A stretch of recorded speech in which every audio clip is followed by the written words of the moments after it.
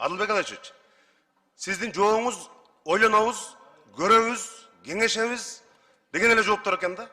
Чечебиз, муну мындай кылабыз, анандай кылабыз деген мен бир сөз уккан жокмун. Эми резюмеңизди да карап чыктым. Мен сиздин резюмеңизге бир сөз менен айтканда портрети. Жакшы киши деген резюме экен да бул. Жакшы киши деген дагы жакшы, бирок андай кесип жок да. Жакшы киши деген кесип жок. Реформатор, менеджер, могул кызматта иштегенде моундай кылып койду эле дегендей бир чоң жаңылык уккан жокмун. Сиз эми парламенттик президенттик башкарууда дагы каржы министри болуп иштегенсиз. Парламенттин жаалындагы, тапшырмаларындагы бардыгын көргөнсүз. Ошондуктан анча-мынча сынга көтөрүмдүү болушуңуз керек деп эсептейм. Сиздин мурдагы жетекчиңиз кызматтан кетти.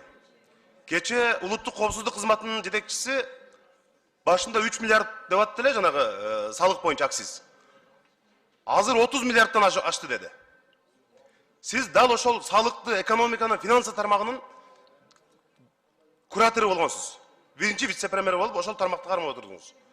Ошол сиз башкарып турган учурда мына ушундай чоң эбегейсиз суммадагы ката кетти. Жоопкерчилик сизде дагы болуш керек деп мен эсептейм. Ушуга кыска нуска жооп бериңизчи.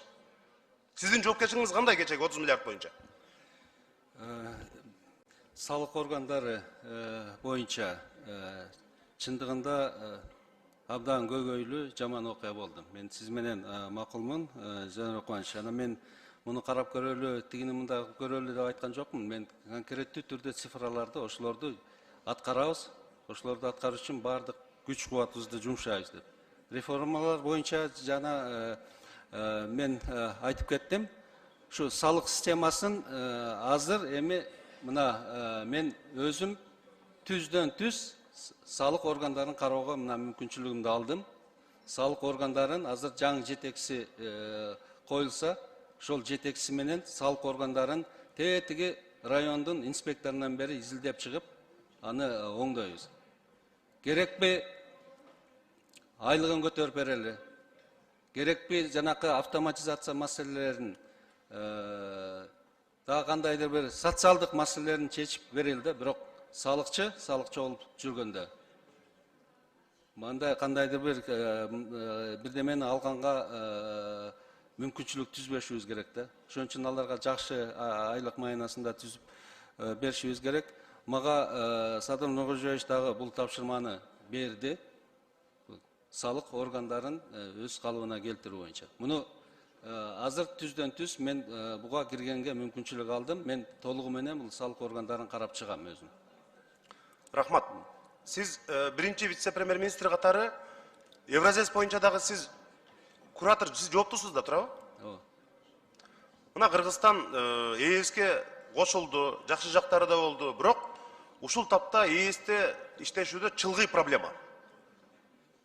Мигранттардын маселеси мезгили менен аябай чоң проблема болот. Мына көрүп атасыз. Аэропорттон ондогон мигранттарыбызды негизи сурак алып кайтарган учурлар болуп атат. Жанагы Сахарадагы маселени билесиз.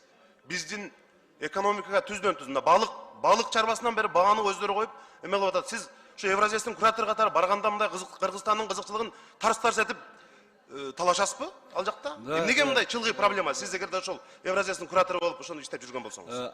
Ар бир проблема пайда болгондо, ошол сүт маселеси, мисалы балык маселеси, транспорт маселеси болгондо, ар бир советте биз вице-премьерлер ай сайын чогулабыз да. Мен ошол жердеги кеңештин мүчөсү катары кыргыз талаптарын дайыма талашып, тартышып, ошол жерде маселелерди дайыма көтөрүп коебуз да. Коебуз. Көп маселелер ал жерден чечилди, көп маселелер дагы аягына чейин чечиле элек. Чындыгында эле жанакы мен айтып кетпедимби? Мигранттардын биздин үй бүлөсүнө жана медицинский страховой полис берүү маселесин. Муну талашып, тартышып отуруп, акырынан азыр чечилип келе жатат. Бул башка өлкөлөр, кээ бир өлкөлөр буга абдан каршылык көрсөтүп атат да. Мындай ошол талаш тартышып аткан мындай бул ачык жыйындарбы мындай? Видеолорун көрсөк болобу биз? Сиздин ушу Кыргызстандын кызыкчылыгын коргоп, Евразесте чырылдап Эмне үчүн мындай болуп атат? Биздин айдоочуларыбыз эмне үчүн кезектеп жүздөп фуралар өтпөй атат? Жашыл жемиштерим мондай болуп атат. Мигранттарыбыз кармалып атат деген видеолоруңузду көрсөк болот да. Биз ачык булактарда барбы? Протоколдору түзүлөт. Мен сүйлөгөн сөздөрүмдү дагы мен тапшырма берейин. Карап көрүп, анда сизге жөнөтүп коелу да. Муну сиз башкарып кеткен Кыргыз-Венгер фонду. Ошол эмне болду ошол жанагы 16 миллион келди эле. Анан калгандары мен ошол Венгрия тарап менен сүйлөшкөндө бул силерге кредит керекпи, керек эмеспи? 50 миллион деп сүйлөштүк эле. Калганы эмне үчүн 34 миллион алып айтасыңар? Бул боюнча Эмнеге ошол жандуу иштеген жоксуз башкарган фонд? Мен кече эле Венгрияга барып келдим. Түндө келдим ошо Венгриядан. Бул маселе боюнча да мен ал жерде да бир аз иштеп кеттим. 16 миллион доллар берген. Бүгүнкү күндө кеңеш 14 миллион долларга чечим чыгарды. Мини гез кайсылы кара? Жага алмай мини гез курууга чечим чыгарды. Азыр ошол акчалар 2 этап менен бөлүнө баштайт. Ошо экинчи этапы бөлүнүп акча кеткенден кийин Венгер тарап калган 36 миллионду беребиз дешти. 50 миллион. Эми андан кийин көрөбүз дагы долбоорлор болуп 50 миллионду дагы толугу менен өздөштүрсөк биз андан ары да маселе коебуз да. Андан ары көбөйтүүгө бул штаттык капиталын. Мына эми иштей баштадык. Биздин рынокко 0% менен кирип 21%ке чейин комиссияга жетти таксопарк менен кошо да Яндексти көтөрдүк. Эмне кылып чечесиз ушул маселени? 100 000 такси бар Кыргызстанда мисалы азыр. Бул Яндекс боюнча буга чейин мен бул маселени Жанаркубанович карай эле келем азыр. Мына рұқсат болсо. Данияр Жолдошевич жооп берип койсунчу мына. Саламатсыздарбы, Жанаркубанович. Биринчиден Евразес аркылуу баяндаманын алкагында Евразес бул 5 өлкөнүн алкагындагы болгон талаш тартыш. Буга чейин жумуш токтогон жок, мындан да кийин да токтобойт бул талаш тартыштар. Анткени ар бир мамлекет өзүнүн рыногун защита кылганга аракет кылат. Биз тараптан дагы таккан ошондой талаш тартыштар бар.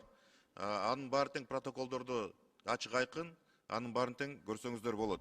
Негизинен азыр миграция политикасы боюнча азыр өзүңүздөр билесиз, кырдаал оор.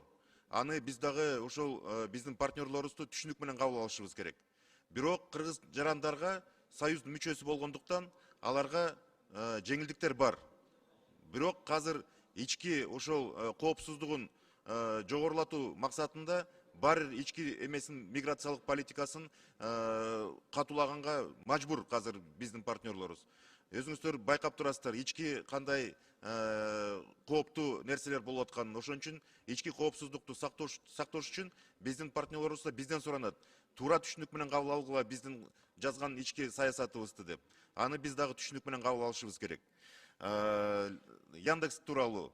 Яндексти өзүңүздөр билесиздер, ал жанагы оператор, бир эле оператор. Ошон үчүн азыр бул ишмердүүлүктү лицензиялоо, ишмер кылганга жакынкы арада долбоорду киргизебиз. Ошону колдоп берген болсоңуздар, анда тарифтерин дагы жана анын салык төлөөсүн дагы толугу менен контролдого эметебиз. Эң негизгиси сервер, эң негизги талап кандай компания келбесин, сервер ошо Кыргыз Республикасында болуш керек.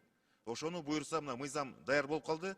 Аны ушул экономика жана коммерция министринин алкагында иштеп чыкканбыз. Жакынкы арада аны жогорку кеңештин кароосуна киргизебиз.